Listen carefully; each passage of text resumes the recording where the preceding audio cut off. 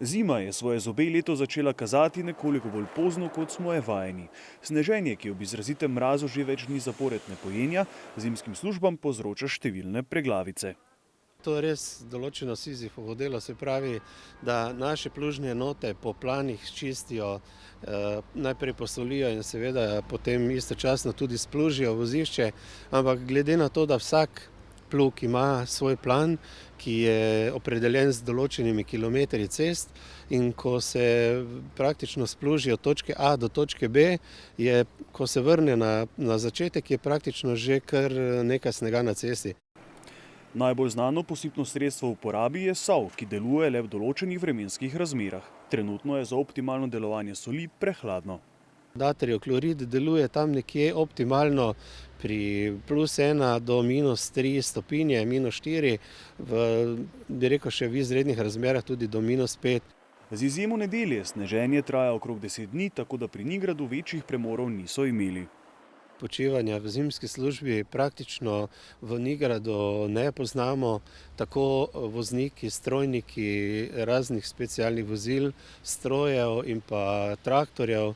Že od začetka sneženja, tako kot sem prej povedal, je nekje več kot 10 dni, so v pogonu, ne glede na to, da delajo v dveh smenah. Več primerov v obravnavi zaradi obilnega sneženja in posledično slabših razmer na cestah obravnavajo tudi na policijski upravi Maribor, kjer zraven ene hujše prometne nesreče obravnavajo tudi nekaj manjših. Danes tam nekje do 12. ure smo obravnavali 8 prometnih nesreč. K sreči je šlo v vseh primerih za materialno škodo. Drugače pa prometne nesreče, do katerih prihajajo v takšnih vremenskih razmerah, so običajno povezane z neprimerno varnostno razdaljo oziroma hitrostjo, tako da vse voznike pozivamo, glede na to, da to vreme z nami ostaja še nekaj časa, da seveda najprej, preden se odpravijo na ceste, poskrbijo za čista vozila, torej da stekel očistijo sneg in led, da se seveda odpravijo na ceste pravočasno, da ne bodo hiteli. Otoplitve in boljših vremenskih razmer se lahko nadejamo že v petek, še takrat pa se delo zimskih služb ne bo končalo.